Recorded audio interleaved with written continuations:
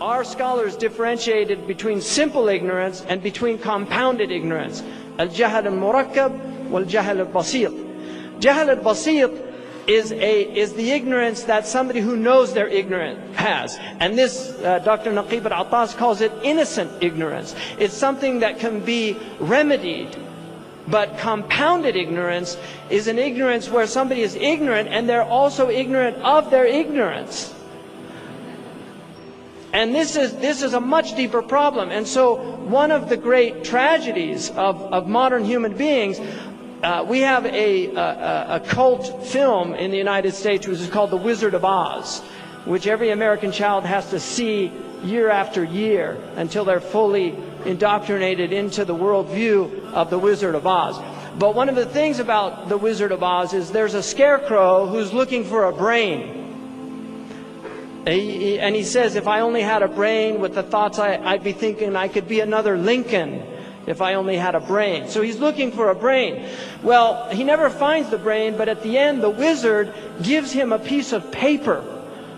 And he says, in my country back home in Kansas, when somebody doesn't have a brain, we confer upon him a diploma. And this is very often what happens in our universities. Brainless people are given pieces of paper to convince them that they have a brain. But the reality of it is, they're actually more ignorant coming out of the university than they were going in. Because when they went into the university, they had innocent ignorance. But by the time they come out of the university, they have this compounded ignorance. And this is to me, one of the great crimes of the modern educational institutions. That people are deprived of a true education.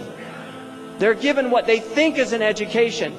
Educare, to lead out of. You cannot teach people what they don't already know.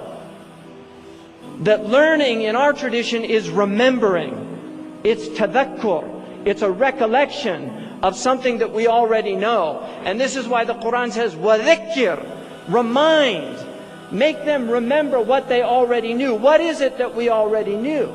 We knew a covenant that we took in another dimension. It was a sacred covenant. And it began with, أَلَسْتُ بِرَبِّكُمْ, am I not your Lord? And we replied as spirits, we replied in the affirmative, بَلَا شَهِدْنَا, indeed, you are our Lord, and we witness to this. We're brought into this world, and the world is a place of remembrance. It is to remember a previous existence. It is to recollect, to recall. This is why we call dhikrullah, because we're remembering what we already knew. You cannot remember something that you did not know previously. And this is the highest form of knowledge in our tradition. It is to know your Lord. فَاعْلَمْ أَنَّهُ لَا إِلَهَ إِلَّا اللَّهِ. This is not being taught in the modern institutions of learning. They have completely removed God from academia.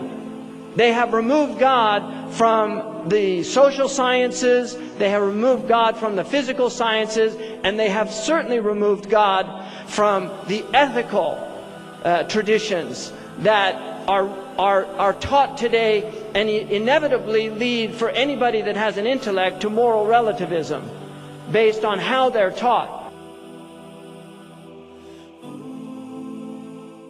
قد ألف بين قلوبهم وبحبل الله قد اعتصموا.